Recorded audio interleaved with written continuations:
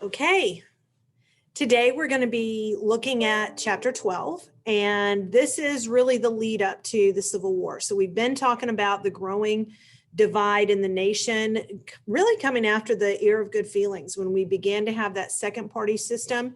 But now there's going to be some other issues, particularly the issues of slavery that will be added to as the war with Mexico has ended and we've added more territory in the West.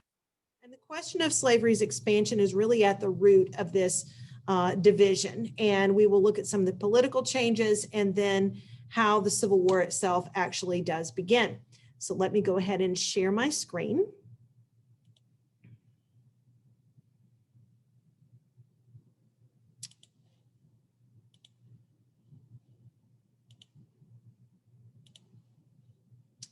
Actually, no, let me do this differently. Hang on.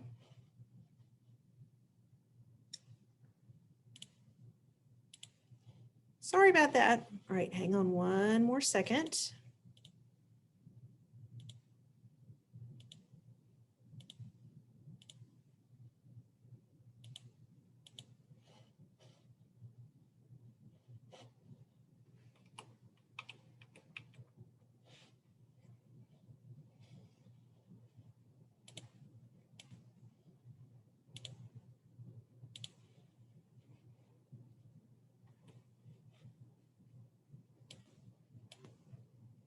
Right, now let me try this.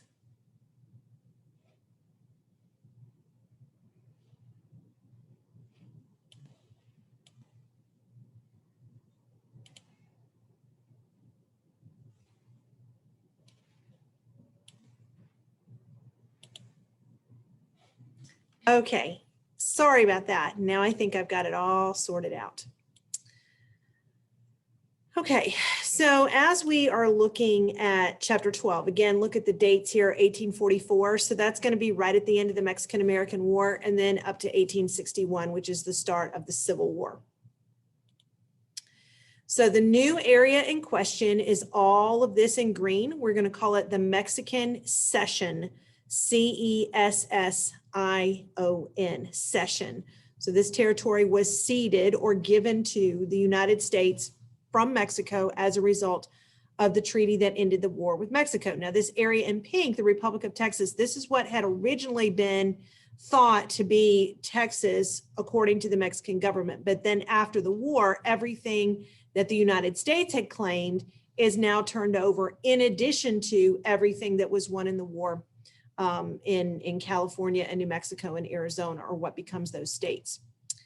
So not everybody had been on board with this war. You'll remember that Abraham Lincoln, with the Spot Resolution, had been questioning the appropriateness of the war. We've also talked about, with the Transcendentalists, we talked about Henry David Thoreau, and his essay, Civil Disobedience, was written about him challenging the appropriateness of this war, and that he was not going to be paying his taxes in order to fight an unjust war in his mind. So this conflict really, once again, sows division within the political parties. So the Whig Party itself is going to be divided. So let's look at what happens here. You had the original Whig Party, so the second party system with the Whigs and the Democrats. The Northern Whigs begin to divide. You have the conscience Whigs, the ones who are saying, I'm not so sure about this war and its appropriateness. And then you have an opposed slavery based on morality issues. But then you have the Cotton Whigs, people in the North who benefited from the cotton trade and their efforts in the textile industry in the North.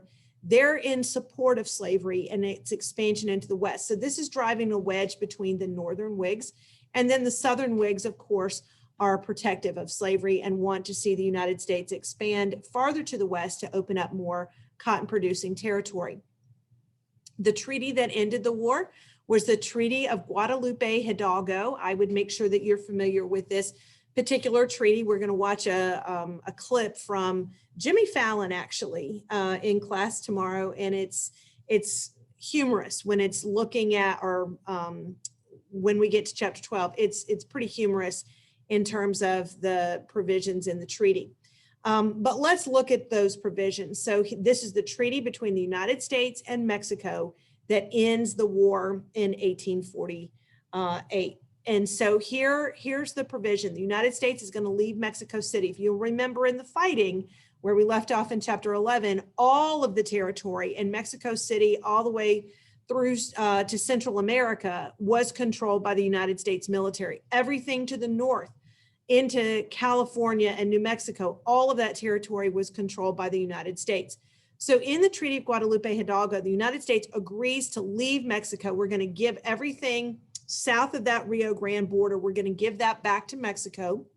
Mexico agrees to give the United States the territories of New Mexico and California, the top third of their country, and the United States is going to pay Mexico $15 million. So now let's look at this, this treaty. Didn't the United States win the war? Yes.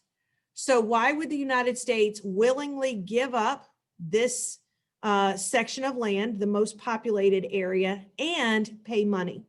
Let's think about this. So Mexico had recently won independence from Spain. They want to be an independent nation. If suddenly they become the possession of the United States, they're a colony just like they had been with Spain. So these are people who would not be satisfied without independence.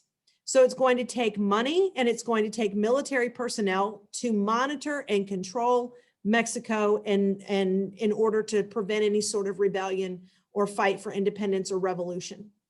That was not something that the United States was interested in doing. That was going to be expensive and it was going to be time consuming and challenge resources. So agreeing to give this portion back, this is the most populated area. In this territory, you don't have nearly the population demands.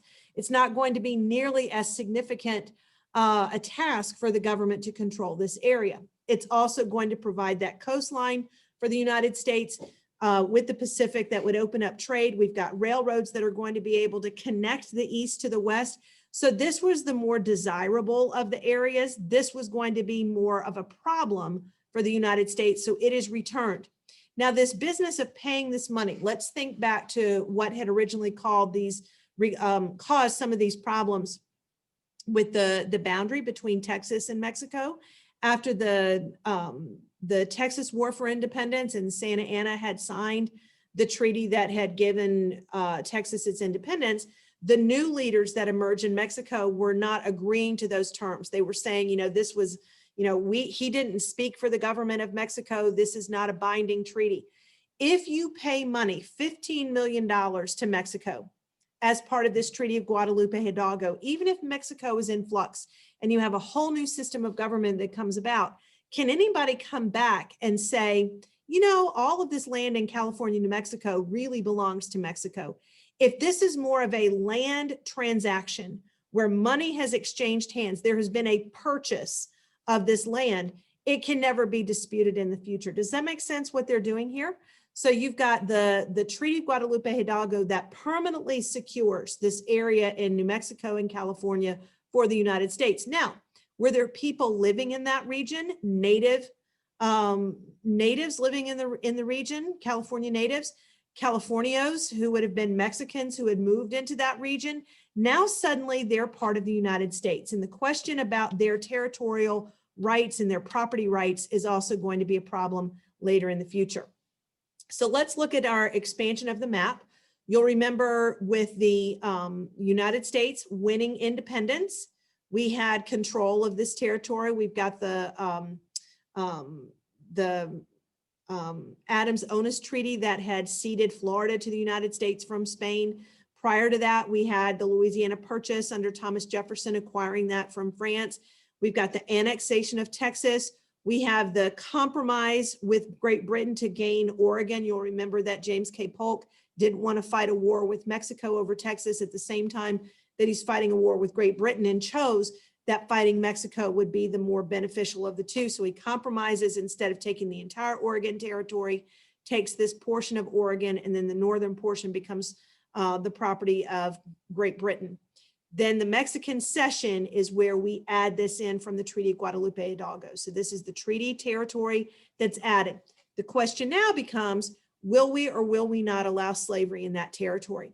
We will later go back and buy the Gadsden Purchase a few years later, this little sliver of land, because once they start trying to build the Transcontinental Railroad across this territory, the Rocky Mountains are in the way. And so many people believe that the only route here would be to go around the mountains, to go on this southerly route. So they buy this little sliver of land later on, initially for the purpose of making a railroad from New Orleans all the way through this southern region into the coast of California. That doesn't end up happening. Instead, the Transcontinental Railroad is going to go right through the middle of the nation. All right, so the question over what to do with slavery. David Wilmot is going to propose the Wilmot Proviso that is going to try to resolve this issue. So in his plan, if you look at the date here, we've not added any more states. We've got a balance still, 13 states, but again, you had the Missouri Compromise line that had extended through the Louisiana Territory, but all of this is outside of the Louisiana Purchase. So that Missouri Compromise line is not in effect there. So David Wilmot proposes that any land coming into the United States from Mexico, any part of the Mexican cession, would not allow slavery. It would ban slavery in the Mexican cession. Well, this greatly angers people in the South because they see this as an opportunity to expand cotton production. And this never gets passed because, again, with this balance, they're able to block any sort of success. Okay, there's another growing movement. So this is a faction that's starting to form called the Free Soil Movement. And so this is, again, tying in with some of these different groups. Actually, it's going to draw from both political parties. The conscience Whigs, who are morally opposed to slavery, are going to say, we need to have free soil, right? No slavery in the territories, free soil. And then the anti-slavery Democrats from the South, and from the North, there are some anti-slavery Democrats in the North who are opposed to slavery's expansion as well. They eventually will form the Free Soil Party. So this narrow issue over slavery in the territories ends up becoming a third party. So we've got the Whig Party that's beginning to fracture a little bit.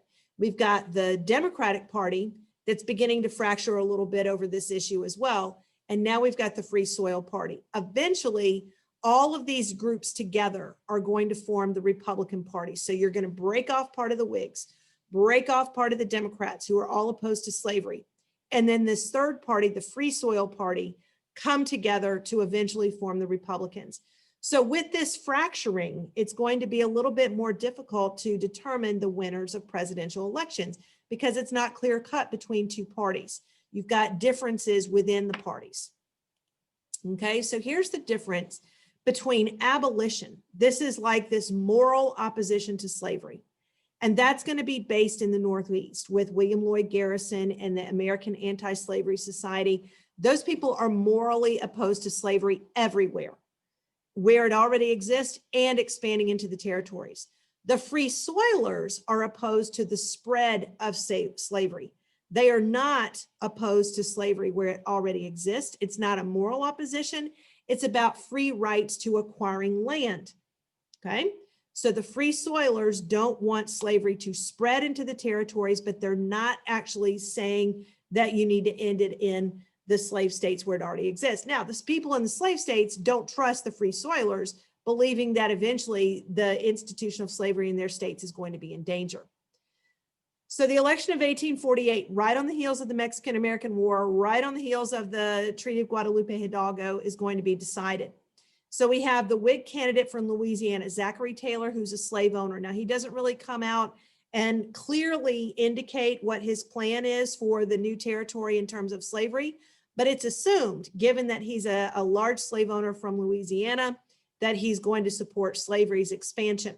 The Whigs are going to run him as their candidate. Again, you've got those conscience Whigs in the North, so they're going to try to add to their support in the South by choosing Zachary Taylor. And once again, he's a military hero. Where have we talked about Zachary Taylor? He's the guy who James K. Polk sent to just kind of camp out between the two rivers, which sparked the Mexican-American War. So he's got a lot of fame, a lot of notoriety as a war hero.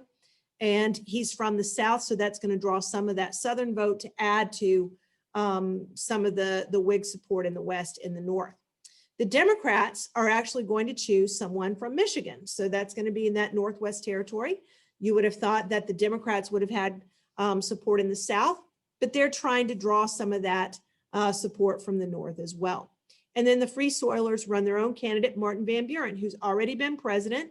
That's going to give them name recognition. So again, remember, we've got this idea of universal suffrage. We've got more people voting than ever before. They may not be informed on the candidates. So when they go to vote, at least people have heard of Martin Van Buren. So that may give him a little bit more support than you would normally see. So look at the breakdown here. The popular vote, we're going to end up with 47% for Millard Fillmore, 43% for Lewis Cass, 10% for Martin Van Buren. So nobody actually captures the popular vote, but in the electoral vote, Martin Van Buren doesn't carry any states, but his number of votes is disruptive enough to draw votes away from Lewis Cass. Okay, and here's how this is going to play out. So we see some votes for Zachary Taylor in the Deep South. We see some votes for Zachary Taylor in the North, again, because he's a Whig. And so we know those Whigs are supportive of the American system. And then you've got Lewis Cass, who's carrying part of the South, part of the Midwest, and then some of these states up here in the North. But let's look at this breakdown. These 10% of voters who went for Martin Van Buren is a free soiler. These people are, their whole platform, their whole purpose for joining this party is opposition to slavery's expansion. So if you take Martin Van Buren out, where would these votes have gone? Would they have gone to Zachary Taylor? I'm sorry, would they have gone, yes, would they have gone to Zachary Taylor, who was a white Southerner from Louisiana, who is a large slave owner, who you're assuming is going to expand slavery, or are they going to Lewis Cass from Michigan? You're probably going to give your votes to Lewis Cass from Michigan, and that's probably going to win him the election. Okay, so this third party candidate is drawing votes away from the Democrat, who probably would have carried more states in the North, right? Let's look at this election map.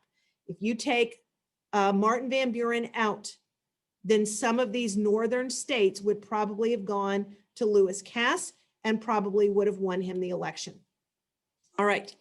So at the same time that we have all of this playing out with this new territory in the West, in 1849, gold is discovered. So, well, actually gold was discovered in the end of 1848. Word carries back to the East.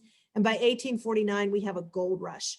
So the California gold rush begins. What luck, right? So we've got all this new territory that's acquired from the Treaty of Guadalupe Hidalgo, and suddenly gold is discovered. So now this land in California is more valuable than ever before. And you have thousands and thousands of men who are flooding out there to get rich quick. You know, they envision just jumping out, jumping out of the wagon and tripping over these boulders of gold and getting rich. Obviously, some people did make money off of the gold rush, but very few in proportion to the numbers who went there actually did.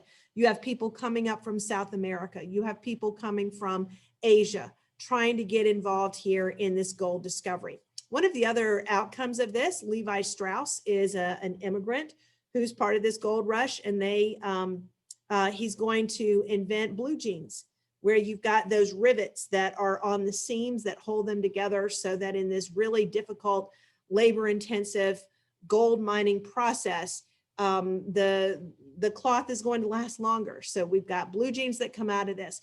You've probably heard of the San Francisco 49ers in the NFL.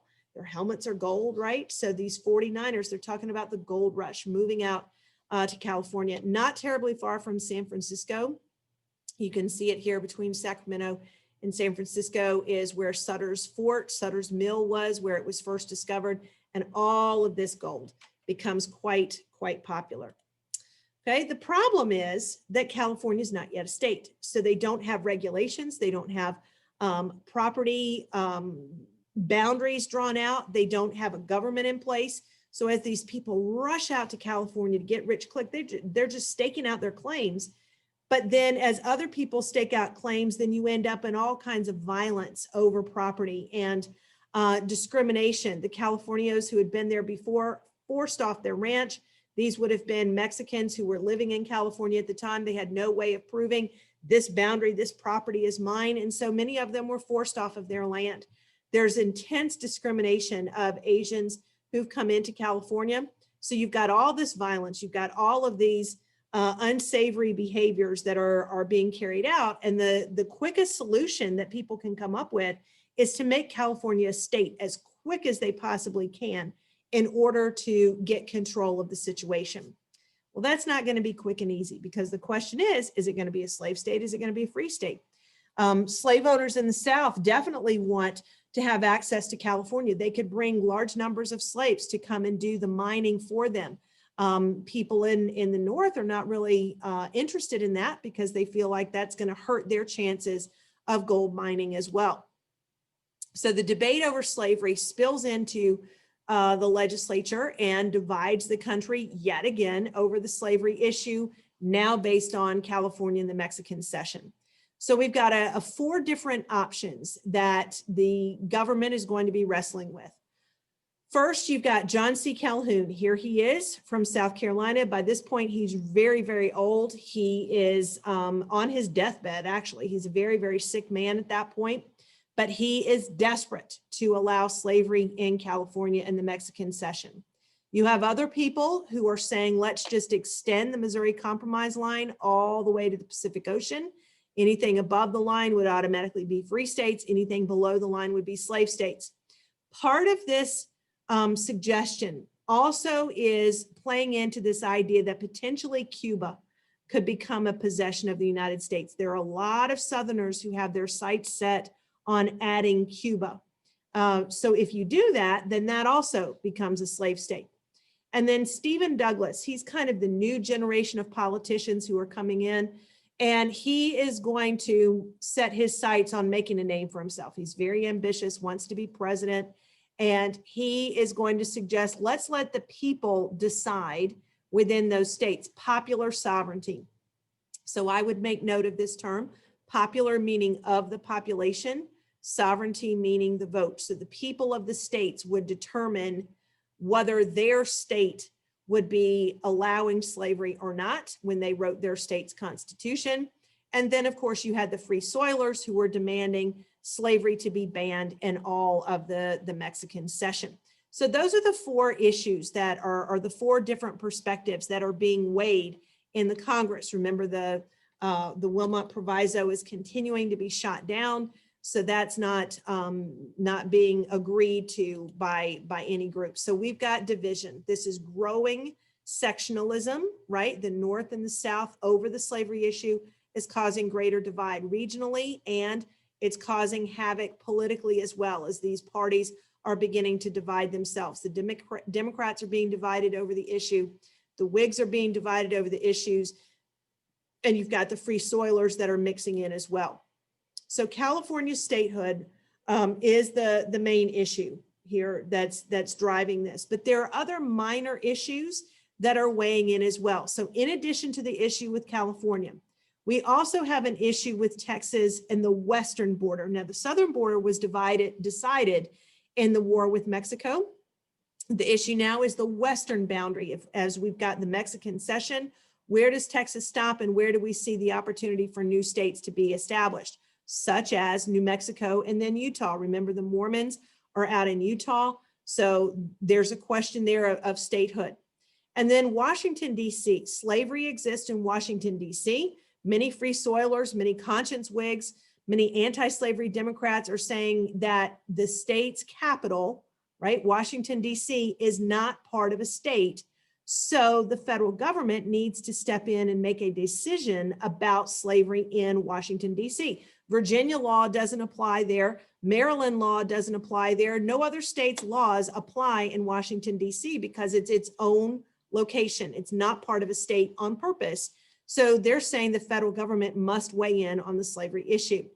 And then the Fugitive Slave Law from way back in 1793. You'll remember that this was part of the compromise that got the Constitutional Convention on board. Was the Fugitive Slave Law was part of the Constitution.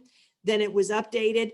but it's not being enforced. And so many people in the South are seeing the runaway slave numbers increase dramatically. You've got the Underground Railroad, you've got the Abolitionist Society. And so the South wants this law tightened up and wants it to be enforced. All right, so when we're saying that this boundary with the West is being disputed, it's here between New Mexico. Where is this boundary? Texas believes that all of this is its boundary, and New Mexico believes that this should be the boundary. Okay, so there's a dispute over the Western Territory. In comes my buddy Henry Clay. So once again, this is going to finally be it. Again, we've been talking about Henry Clay now for about 3 or 4 different chapters. It's 1850. The very first time that we saw Henry Clay enter into the national conversation was as a war hawk with the War of 1812. So here he is in 1850, trying to come up with yet again another compromise, another solution related to the slavery issue. And in every one of these compromises that we've seen, in no way is the decision actually being made to protect slavery permanently or to ban it permanently. It's just temporarily resolving an issue related to slavery, but not actually resolving the slavery issue. So once again, Henry Clay comes in. His nickname is going to be the Great Pacificator, not as in Pacific Ocean, but as in pacify and making agreements, calls on compromises between the North and the South. And so he comes up with a plan that's going to have all of these components dealing with all of these different issues. And in all of these, you're going to see give and take, where the North is going to get some of what it wants, the South is going to get some of what it wants. And Henry Clay is making this proposal. Well, he's having a hard time getting it passed through because you've got bitter opposition from both sides that are complaining about different components. Again, Henry Clay is very, very old at this point, and Stephen Douglas sees this as an opportunity. So Stephen Douglas, remember, he's from Illinois. He's this new generation of legislator. He is someone who is wanting to ride the coattails of Henry Clay's popularity, and he wiggles his way into this situation. And he maneuvers each one of these parts separately through the legislature to get it passed, okay? So again, that's going to be part of it here, where Stephen Douglas is going to take each component part separately. Together, it's all known as the Compromise of 1850, but they are 5 separate laws. So eventually it's going to get passed. So here, and part of that is also where you've got this standoff in the Senate. And then you've got the president, Zachary Taylor, who continues to veto it, saying that South has given up too much. Zachary Taylor dies suddenly. And the new president who comes in, Millard Fillmore, is going to side with signing the Compromise of 1850. So there's 2 reasons why it actually gets enacted. It's Henry Clay's ideas, but it is the action of Stephen Douglas splitting it into component parts, and the fact that Millard Fillmore is now the new president, and it's no longer being blocked by Zachary Taylor, who died unexpectedly. All of that together is what's going to create this compromise. So look at the provisions, and you need to know these 5 provisions of the Compromise of 1850. You need to know the 5 provisions. You need to know the 5 provisions. First, California comes in as a free state, okay? So no discussion of slavery in California. It is a free state. There will be a new fugitive slave law that will be enforced, okay? So it's going to be a tougher fugitive slave law. It's going to require people in the North who have knowledge of runaway slaves and where they're located to face punishment for not turning over those slaves. So now people who just didn't want to get involved are now forced to get involved in the slavery issue because of this new fugitive slave law that could implicate them if they don't provide information. Then the new states of Utah and New Mexico will come into the Union, and the issue of slavery will be decided there by popular sovereignty, where the people within those states will vote to determine their state's slavery status. And then in Washington, D.C., the slave trade will be banned, but slavery itself is not banned. So slaves are legal in Washington, D.C. In the District of Columbia, slaves were allowed, but the buying and selling of slaves was banned, according to the Compromise of 1850. And then the border between Texas and New Mexico is given more of the land, but in return for that, Texas is paid $10 million. Why might Texas need a good bit of cash right now? Well, Texas had fought its own war against Mexico for independence. Remember the Texas War for Independence with the Alamo and all of that with Colonel Travis and Davy Crockett? So that war was expensive, just like every other war has been expensive, and countries have got to come up with payment for that. Texas needs cash. So in return for shifting that border a little bit farther to the east and giving more of that territory to New Mexico than Texas would have wanted, Texas is compensated for that, and they need that money to pay their war debts. All right, so division is going to be rampant within the Congress. You've got these really elder statesmen who had been the backbone of the government for quite some time. Henry Clay's coming up with those ideas. John C. Calhoun bitterly opposed, to the point that he wants to give a speech in Congress, but his health is so bad that he doesn't have the strength to actually give the speech himself. So they wheel him in, right? He is in a wheelchair. He's bound to his wheelchair, can't even walk on his own. They wheel him in, and somebody reads his speech for him. Now, can't you just imagine him just sitting in that wheelchair, glaring out at everybody, just for added emphasis in his argument against the bringing in of California as a free state and this idea of popular sovereignty and all of that. Daniel Webster, who's a Whig, remember he and Henry Clay together had formed that Whig party. Daniel Webster is going to be in support of the Compromise of 1850. So you have these two massively powerful men in the Congress giving really important speeches there towards the end of their lives and their careers. Ultimately, again, like I said, it's going to be Stephen Douglas who maneuvers this through. He's going to get a lot of notoriety, a lot of national recognition for getting that compromise worked out. He takes each part separately, rather than trying to force it in all at one time. He'd been in the Congress, he's learned how to negotiate and wheel and deal, and he gets it done. And then, like we said, Zachary Taylor died unexpectedly. Millard Fillmore comes in as the new president, and he is going to agree to these compromise issues. So the Compromise of 1850 is put in place. This creates the second party system. So here's where things stand now after the Compromise of 1850. We've got this Indian territory here. This was from the Trail of Tears. You've got all of these slave holding states. You have all of these free states in the north. You've got the new territories that will be decided using popular sovereignty. And you have the free states of California and Oregon that have now come in. This is the only unsettled territory that we have left, and that's going to cause controversy as well. Okay, so this new Fugitive Slave Law of 1850 is going to be really controversial in the North. Again, many of these people who were not abolitionists before are now saying, but we're being forced into a system that we really don't have any opinion on. And so that's going to cause them to lean more towards the anti-slavery cause. And the abolitionists are beside themselves over this law being forced on their citizens. So they end up passing in retaliation, right? So we always are thinking cause and effect. So this new Fugitive Slave Law causes people in the North to be more opposed to this than before. So it's drawing more people into the anti-slavery cause. The effect of that will be state level laws that are going to be called personal liberty laws. So in their state, they're saying that as a member within this state, you're protected, your freedom is protected.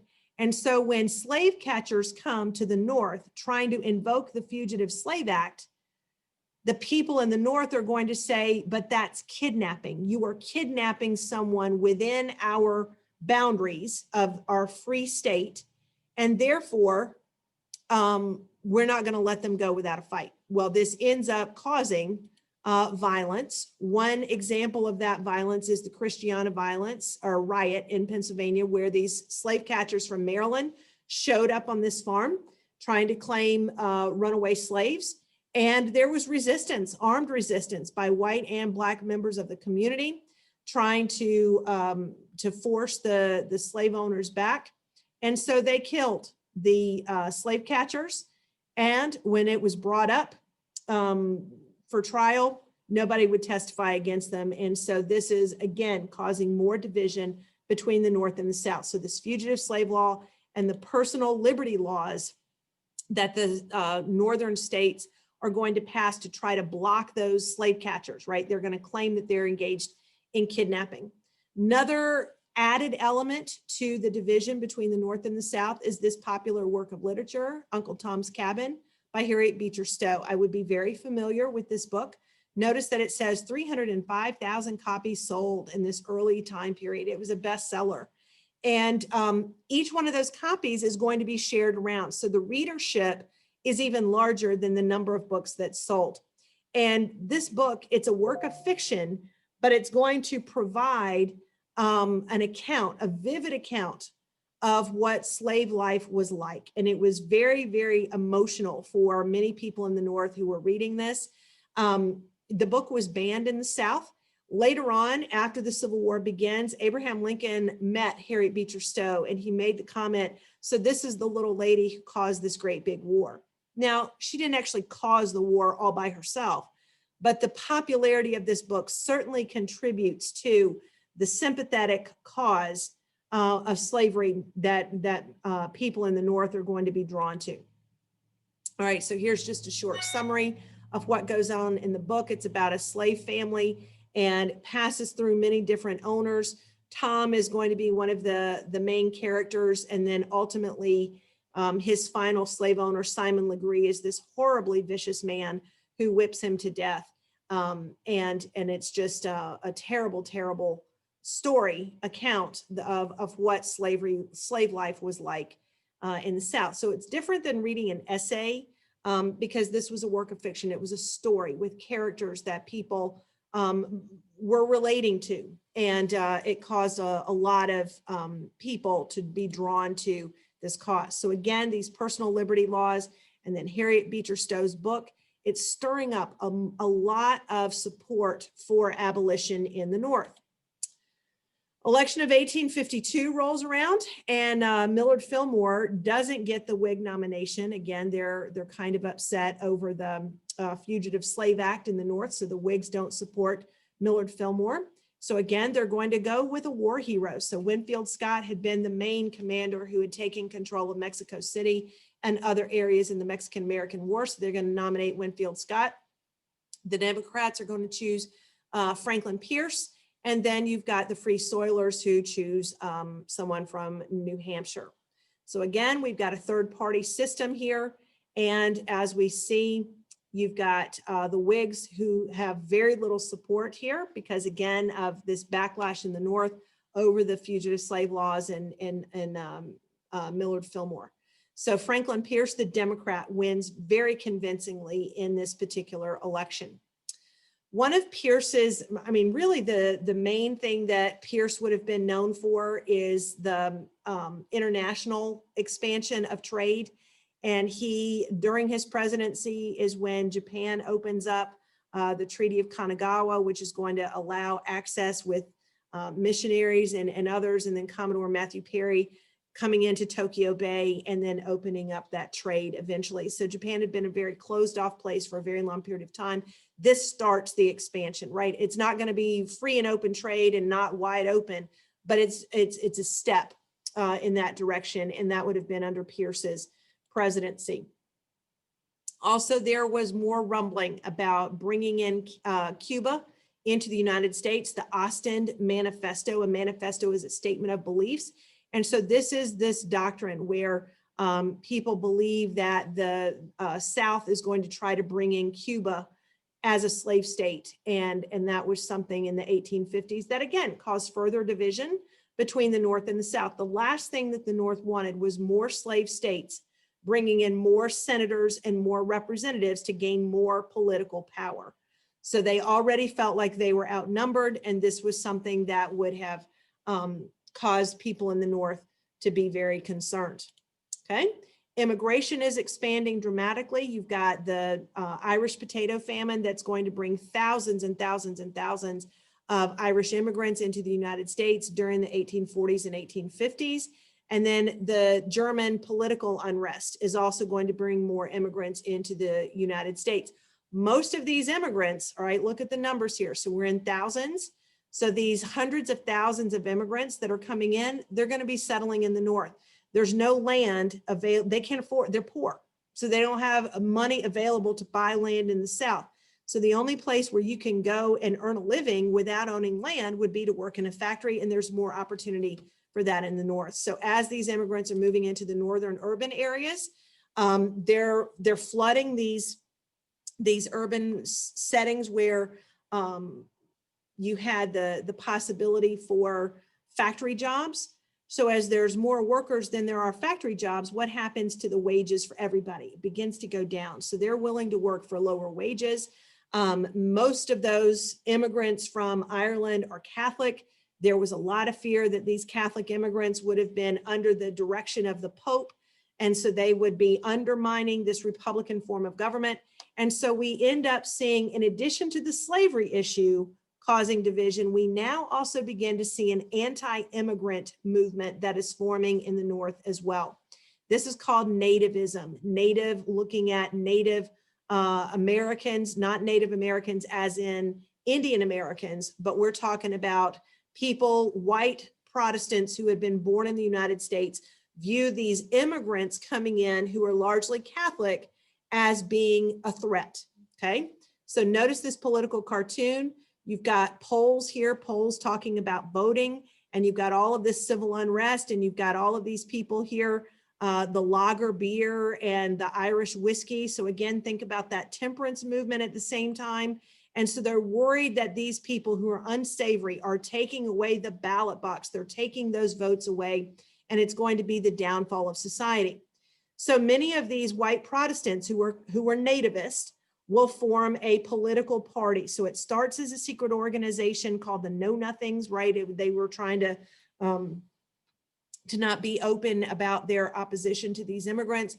But then it changes and does become a wide open, well-known political party called the American Party. And so their platform, their main agenda is to stop the immigrant numbers from moving to the United States. So the Know Nothing Party, or the American Party as it was formerly known, would have been anti-immigrant. So we've got the Free Soilers who are opposed to slavery's expansion. We have the Know Nothings who are anti-immigrant, and you've got the breakup of the Whigs and the split within the Democratic Party. So we've kind of got a mess going on yet again politically. Here comes Stephen Douglas again. So Stephen Douglas is trying to get this last territory there in the middle of the United States settled into states. And he kind of has his own agenda here. And your book doesn't really talk about this, but Stephen Douglas owns stock in railroads. And he would much prefer to see the Transcontinental Railroad go through the middle of the United States, through his state of Illinois, than to go from New Orleans to California through that Gadsden Purchase. And so Stephen Douglas is eager to get this territory in the middle into states so that the land can then be distributed and the railroads built, and he's going to profit from that. So keep that in mind, that he has a financial stake in the status of the Nebraska territory. And so what he proposes to do is to split the Nebraska territory into two parts, okay? And it would be two separate territories instead of one big Nebraska territory. And here was his thinking. If you set it up into two separate places, Kansas and Nebraska, and you made both of them settle the slavery issue through popular sovereignty, where the people in that region vote, then he believes that one of them will end up voting in favor of slavery and one will not, because cotton doesn't grow in both places very well. All right, so think about what this is doing.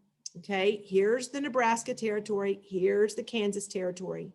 He's going to separate it into two. This used to all be the one big Nebraska territory.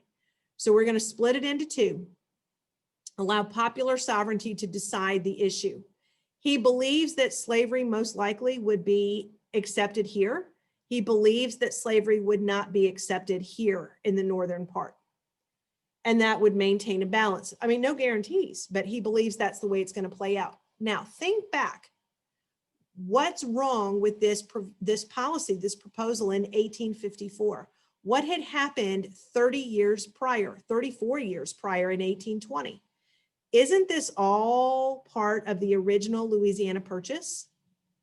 So the Missouri Compromise line that extended through the Louisiana Territory had already resolved this issue, that anything above that line was automatically a free state. So what the Kansas-Nebraska Act does when it gets passed in 1854, it overturns the Missouri Compromise. This had already been worked out. It had already been a law that was passed. We already had the line in place. Above the line was free, below the line was a slave state. So now you're opening it back up again to popular sovereignty, which potentially could add all of this as slave territory, depending on the way the vote plays out, right? Stephen Douglas doesn't think that that's going to happen, but it could. It opens it back up. So the North, you've got people who are opposed to this. These abolitionists in the North are outraged that they're opening this back up again. And this causes a flood of people out to Kansas and Nebraska ahead of this popular sovereignty vote. Okay, so out of this, we also will end up with a new party. So 1854, we've got this issue over Kansas, Nebraska. They want slavery out of the territory. They want to honor that original Missouri Compromise line that would ban it and not open it back up. So in this new Republican Party, now this is the Republican Party of today. So we finally gotten to our second modern party. We had established the Democratic Party with Andrew Jackson. That's the Democratic Party of today. Now we have the Republican Party of today, is formed here in 1854 on the heels of this opposition with the Kansas-Nebraska Act. The people who end up joining this original Free Soil Party would be these groups, the Free Soilers, right? Obviously, they don't want slavery to expand into the territories. The anti-slavery Whigs, who had been from the North. Remember some of those old Whigs who had supported the American system, some were opposed to slavery. They're going to join this new Republican Party. You're going to have Northern Democrats and nativists, right? Some of that old American, or some of the nativists who were Democrats and had not joined the Know Nothing Party. And then the temperance supporters. So they're also going to be part of this as well. So you're kind of drawing from a bunch of different groups to make up this new Republican Party. Initially, the Know Nothings are still going to be a separate party. Eventually, they get absorbed by the Republicans as well, but initially they're going to be separate.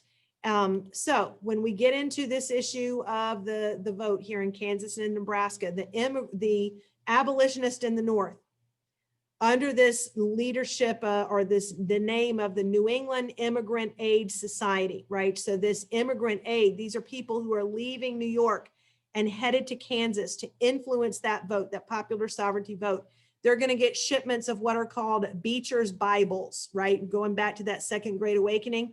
Well, the Bible would be guns, right? To defend their territory. And so you've got these Beecher's Bibles, and you've got this violent conflict. You've got people coming in from Missouri with guns and weapons. And so this is just a powder keg waiting to explode as people abolitionists are moving in. You've got people flooding in from Missouri, and they're all going to clash. Okay, so popular sovereignty sounds great on paper, right? What's more democratic than allowing the people themselves to resolve a controversial issue? But in its execution, we're going to have huge, huge violent problems. Okay, so we call the people flooding in from Missouri because Missouri is a slave state. Those people want another slave state. So they just cross right over the border from Missouri into Kansas. And they're going to be called border ruffians. These are pro-slavery supporters. Remember, Missouri is a slave state. Pro-slavery supporters flooding into Kansas called border ruffians. You've got the New England Immigrant Aid Society and the abolitionist movement, the American Anti-Slavery Society. People are coming in to Kansas as well. And it creates a civil war. Okay, they have their popular sovereignty vote. Both sides claim victory. They, the popular sovereignty, the anti-slavery supporters claim that it was a fraudulent election because these people had crossed over from Missouri and had voted. The pro-slavery supporters claim the same thing, that they had won the election fair and square. Therefore, they're going to create their state. So both sides establish a capital. Topeka, Kansas would be the anti-slavery supporters. They create that as the capital of Kansas. They write a constitution. They submit it to Washington, D.C. to be voted on to become a state. The pro-slavery supporters create their capital at Lecompton. They write a state constitution which allows slavery. They sign it. They submit it to Washington, D.C. for consideration to become a state. So now the National Congress in Washington has two different constitutions from the same state claiming to be the legitimate government of the state, and it needs to be voted on. Okay, so that's going to cause conflict within the legislature as well. All right, pro-slavery mobs come in and try to harass these abolitionists and force them back home. And they come in May of 1856 and they burn down the town of Lawrence. So Lawrence is an anti-slavery community, abolitionist community, kind of here near Lecompton where the pro-slavery supporters were. So they go and burn the town down, try to force them out. Well, an abolitionist named John Brown has come from New York with his sons, and they're in Kansas, and they hear of these border ruffians who've come in, this pro-slavery border ruffian mob who's burnt down Lawrence and destroyed this property of these abolitionists, and they take matters into their own hands. And so they go and they attack pro-slavery supporters at Pottawatomie Creek, and they massacre and they kill them in the name of abolition. All right, so now let's think about what's happened. Every other abolitionist movement that we've seen before, how has it been handled? We had the American Colonization Society that was going to set up the colony in Liberia for free blacks to be returned to. We had the American Anti-Slavery Society, where you had speeches and you had publications by William Lloyd Garrison, like the Liberator newspaper. You had the speaking tour of Frederick Douglass and the Grimke sisters. You had people who were lobbying Congress to try to pass personal liberty laws. Were any of those actions violent? No, they're trying to work through public persuasion in the media. They're trying to work through government means to pass laws to end slavery. This is the first instance where we see the abolitionist turn violent. So that's going to be a little bit different. And the abolitionist society in the North distanced themselves from John Brown. They think that he has gone too radical. He has gone too far by murdering people over this issue. So he doesn't gain a lot of support from the abolitionists in this early action that he takes in Kansas. So this is what we call bleeding Kansas. So all of this violence, all of this fighting within the territory of Kansas becomes known as bleeding Kansas. Okay, so there we've got the border ruffians that have come in and they've burnt down Lawrence in the name of protecting slavery. Then you've got John Brown in the name of abolition. Look, notice he's got his Bible in one hand and he's got his gun in the other, and he's killed these people at Pottawatomie Creek who he believed were slavery supporters, and he's doing this in the name of abolition. Okay, so again, his reputation, he's going to be not embraced by the William Lloyd Garrison and the other main abolitionists in the East because they think he's gone too far here. So these two governments both claiming legitimacy, and now we've got a mess in the Congress. So the issues of bleeding Kansas actually spread into Washington, D.C. as they're debating over what to do in Kansas. Charles Sumner from Massachusetts gives this very passionate speech called "The Crime Against Kansas" in the legislature. And he calls out the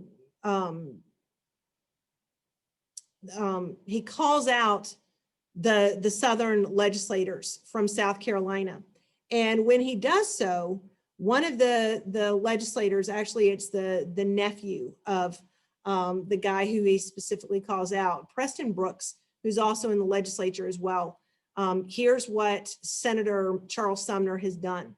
So Preston Brooks is in the House of Representatives, Charles Sumner is in the Senate. So Preston Brooks, a day or two later, goes in and wants to defend the honor of his uncle and his home state of South Carolina. And he walks right into the Senate chambers and takes out a cane and begins to viciously beat Charles Sumner almost to death right there in the chamber of the Senate in Washington, D.C. People are stunned. They eventually pull Preston Brooks off of Charles Sumner, but Charles Sumner has got this massive head injury. He's incapacitated. He's not able to serve for years. The state of Massachusetts continues to elect him, even though he can't physically go to the Congress and perform his duties, but his empty desk is just sending this message about the violence that these slave supporters have inflicted on their home state. So this is, again, part of Bleeding Kansas. We've got the violence in Kansas, but now we've also got violence literally in the legislature over the issue of slavery and what to do about its potential expansion. Okay, so these free soilers, the Democrats, again, when you're looking at the division within the political parties, this is one of those cartoons that is also very important, forging slavery down the throat of a free soiler. And so the idea of popular sovereignty in Kansas is forcing the free soilers who don't want slavery there, and it would have been banned because of the Missouri Compromise line anyway. Now they're being forced to deal with slavery because of popular sovereignty. All right. So the election of 1856, the Democrats are going to nominate James Buchanan, who's kind of, you know, he's just not really strong on any of the issues anyway around, doesn't make anybody really angry. The Republicans are going to choose John C. Fremont. Again, remember, he's a war hero. Back in the Mexican-American War, he's the one who had sailed into California and secured California in the Bear Flag Republic during the Mexican-American War. And then the Know-Nothings are going to choose Millard Fillmore. Again, a former president, has name recognition. So this is in 1856, the first time that we see a Republican nominee in a presidential election. So again, the Know-Nothings are going to be dealing with another issue besides the slavery issue that the Democrats and the Republicans are going to be dealing with. So the outcome of the election is very regional. Okay, we see the Democrats supporting the nominee, James Buchanan. The Republican, James C. Fremont, is going to have the free soil vote and the anti-slavery vote here. And so again, we see it very regionally divided. Buchanan becomes the president, and his presidency is going to be one of the worst because things just absolutely explode in the division between the North and the South. At about the same time that Buchanan comes in as president, there's going to be a challenge to this idea of the free states and in the territories. The Northwest Territory, remember way back during the Articles of Confederation, when the Northwest Ordinance was passed, slavery was banned as part of the Northwest Ordinance. There was no slavery in those 5 states created by the Northwest Ordinance. And there was a court case that was challenging a slave owner who had taken his slave, Dred Scott, into the area in the Northwest Territory. And Dred Scott, with the help of some abolitionists, sued for his freedom. And in the court ruling, Roger Taney, remember Roger Taney, he was the guy who had been the Secretary of the Treasury under Andrew Jackson and had agreed to take the money out of the bank. And then as reward for doing that, Andrew Jackson made him a Supreme Court judge. So now here's Roger Taney, a staunch racist and slavery supporter, who gets this case before him where an enslaved person is saying, my slave owner took me to a free state and I lived there for years and I'm suing for my freedom. So Dred Scott was suing his slave owner. Well, eventually Roger Taney says a couple of things. He says, Dred Scott is not a citizen of the United States, therefore he does not have access to the court system to sue. This should not even be a case. But he doesn't stop there. Roger Taney goes further and says, but if this were a case, living on free soil does not make you free, because if you own property and you've not committed a crime, the government cannot deny you of your property. So this due process clause, the property clause of the Fifth Amendment, would prevent the government from taking your property away from you. So if slavery is legal within your state, and you hold this slave legally in one state, that's your property. You can't be denied property just because you cross the border and go into another state, okay? So think about the argument that Roger Taney is making here. We've got different rules in different states today. So this is kind of what Taney is talking about. You know, for example, my nephews live in South Carolina, and in their state, you can legally drive alone at age 15. In the state of Georgia, you have to be 16 to drive. So when my nephews came to visit us in Georgia, were they allowed to drive in Georgia? And the answer was yes, because they had a legal driver's license in South Carolina, they can drive in Georgia. So Roger Taney is saying if you legally own a slave in one state and that slave is your property, you can't be denied your property by simply crossing into another state. Okay, so this is a huge victory for the South, okay, and in their minds protecting slavery, further driving incredible opposition between the North and the South. That leads us into Abraham Lincoln. So Abraham Lincoln becomes a figure in Illinois politics. And early in his background, he was very humble beginnings. His family didn't have much money. He was self-educated, ended up living in Springfield, Illinois, and studied for the bar exam and passed it, right? He was a lawyer, but he was self-trained. And he opened up a law office in Springfield, Illinois, the capital of Illinois. And he was known among the people of Springfield to be hilarious. He could tell a story like nobody else. And people would just come to the law office, not really to file any sort of claim or to do business, but to just talk, because he was just so entertaining and just had a way about him, just very folksy, and people trusted him and that kind of thing. So he gets into local politics in the Illinois State House, and then eventually goes to the Illinois, is a representative from Illinois in the House of Representatives. You'll remember we talked about in the 1840s when he had just gotten elected from his state of Illinois to be in the House of Representatives, that he had issued the spot resolution demanding to know from James K. Polk the exact spot where Mexico had invaded the United States. So here he is in Illinois, and he's going to now run against Stephen Douglas in the Senate election. Stephen Douglas has much more recognition throughout the state of Illinois because of his work with the Compromise of 1850 and Henry Clay and popular sovereignty in the Kansas-Nebraska Act. Lincoln is well known within the community of Springfield, but doesn't have a lot of name recognition outside of his own community. And he certainly doesn't have any name recognition outside of Illinois, other than a few people given that spot resolution. So there were a series of debates. There were 7 of them that were conducted throughout the state of Illinois during this election for the Senate. All right, now keep in mind, the Lincoln-Douglas debates were in the Senate election between Stephen Douglas and Abraham Lincoln. And Abraham Lincoln, you'll remember, had been a Whig. He was joining the Republican Party.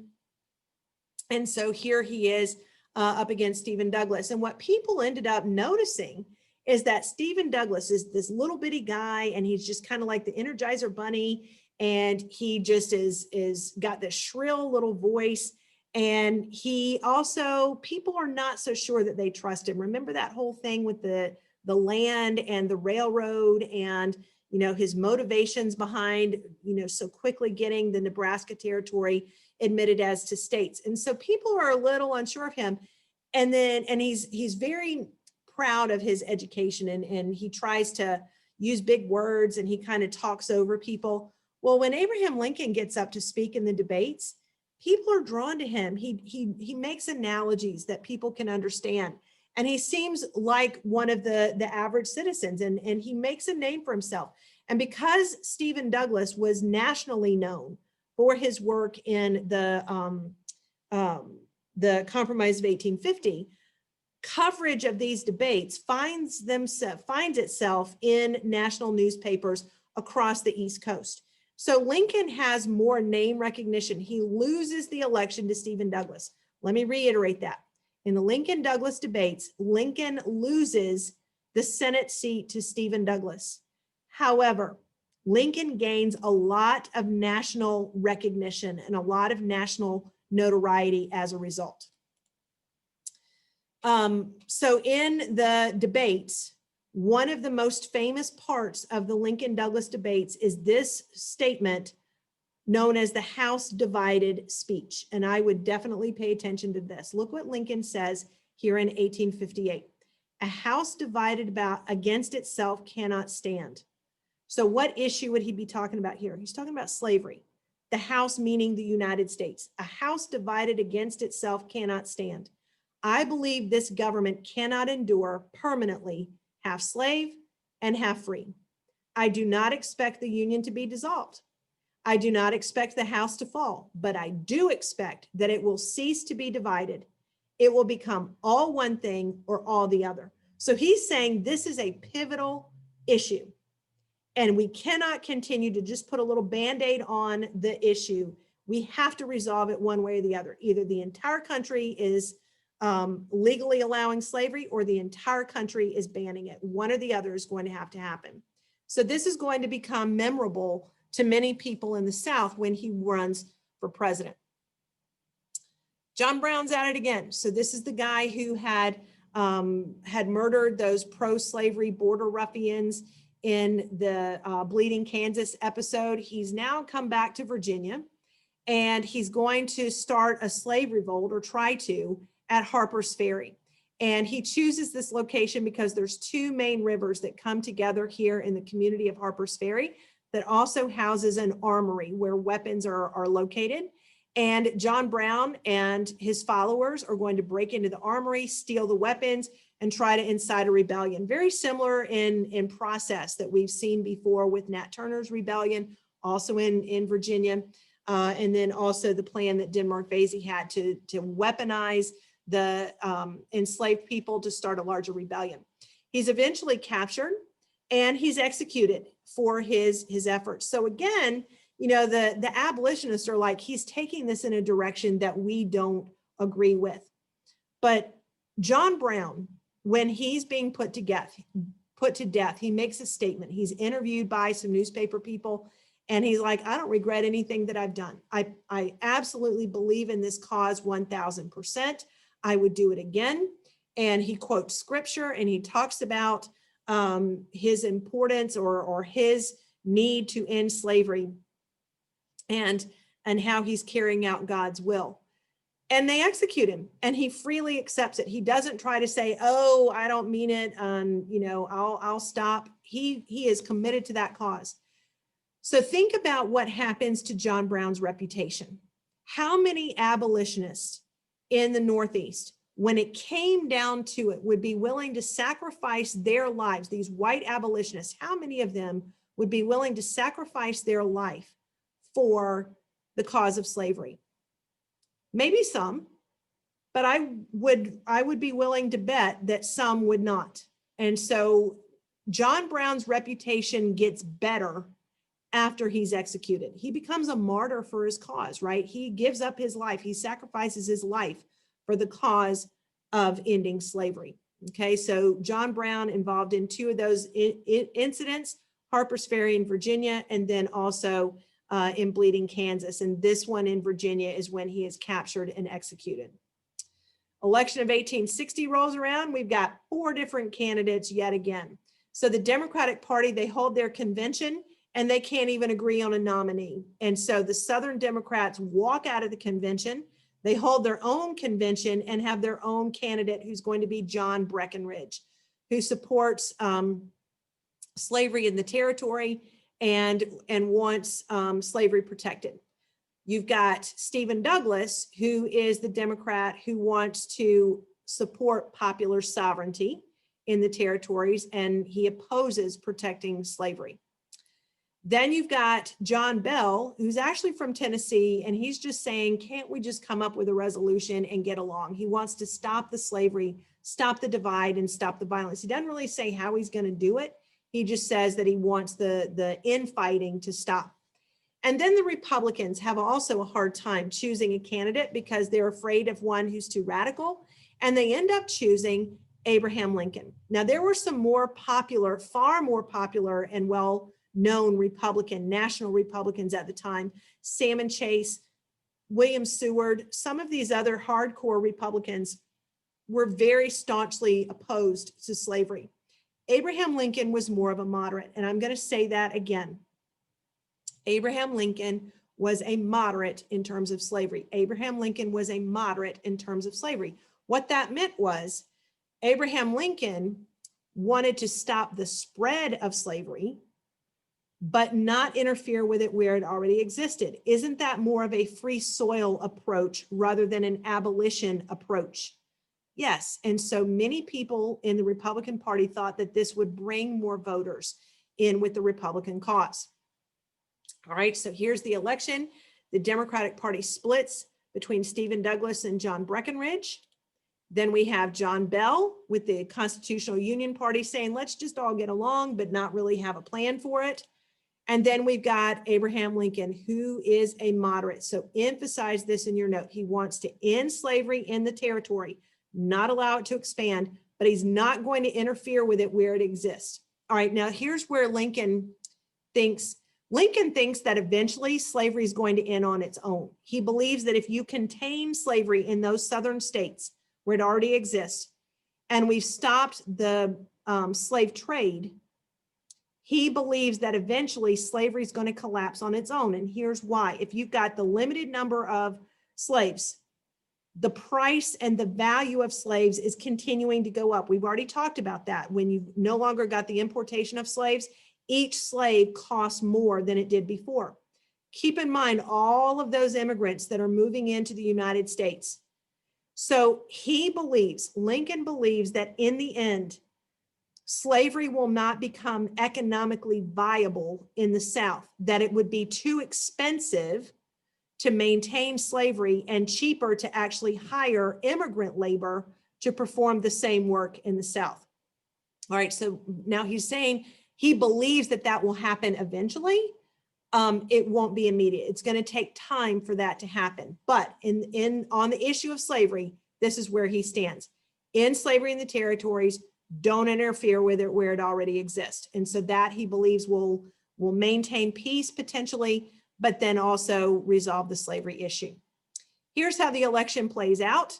The Deep South goes indeed for Breckinridge. Stephen Douglas carries Missouri. Abraham Lincoln carries the North. And then these middle states here in the Upper South are going to carry constitutional union because, again, slavery is not as entrenched there as it once was. It's still legal, but not like it is in the Cotton Belt. Okay, not one vote in the South had gone, not one electoral vote in the South went for Abraham Lincoln. He wasn't even on the ballot in some of the states in the Deep South. So there are people in the South saying he's not my president, does not represent me. I refuse to be part of this. And they threaten secession. There's one last effort to try to keep the country together, and that's by the Crittenden Compromise. So by now, Henry Clay is dead. So John Crittenden, who's from Kentucky, again, just like Henry Clay was, is going to try to pick up where Henry Clay left off, creating a compromise. And the Crittenden Compromise said that they would extend the Missouri Compromise line to the Pacific Ocean and recognize and protect slavery where it already exists. But any future states, the line would determine it.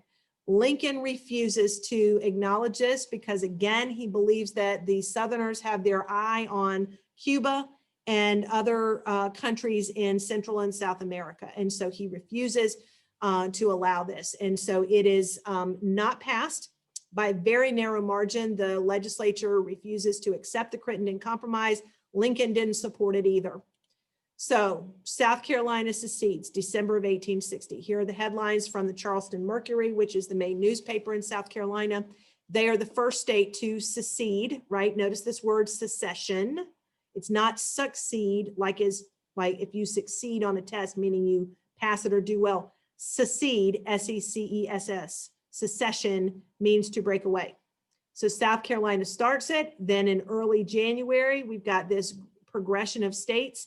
And then eventually in the spring, the Upper South will also join in. So eventually there will be 11 states, 1, 2, 3, 4, 5, 6, 7, 8, 9, 10, 11 states who join the Confederate States of America. They have formed a new nation.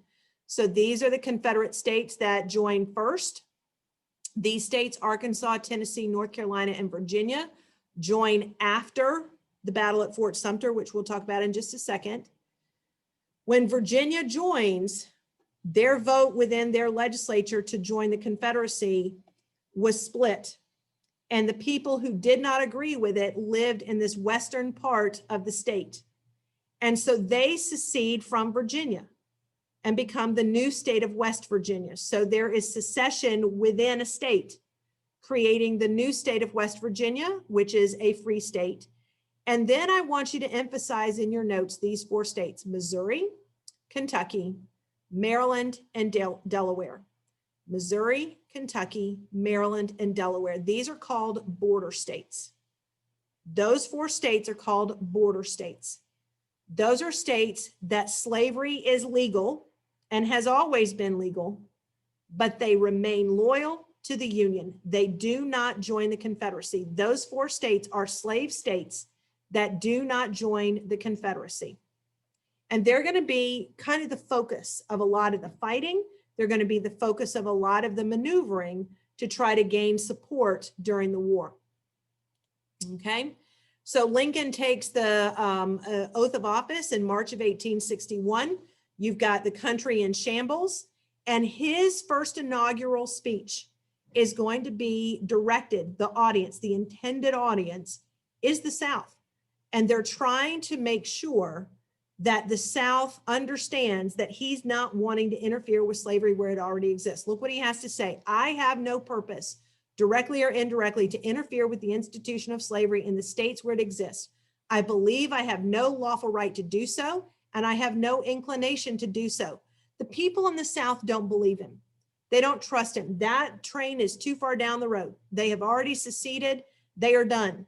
So he is trying to bring the Union back together. He says, if there is a war, it will be because the South refuses to back down and the North refuses to allow the country to fall apart. So if there is violence, it will be because the South is driving this secession and will not back down, right? So he does not intend to interfere with slavery. But if there is violence, if there is a war, it will be to preserve the Union. But preserve the Union that's been divided over what issue? It's slavery. So yes, the war is about keeping the Union together, but the reason it's divided in the first place is over the slavery issue. Okay. April, Fort Sumter is going to be fired on. This is the federal fortification in Charleston Harbor. So here's Charleston, South Carolina.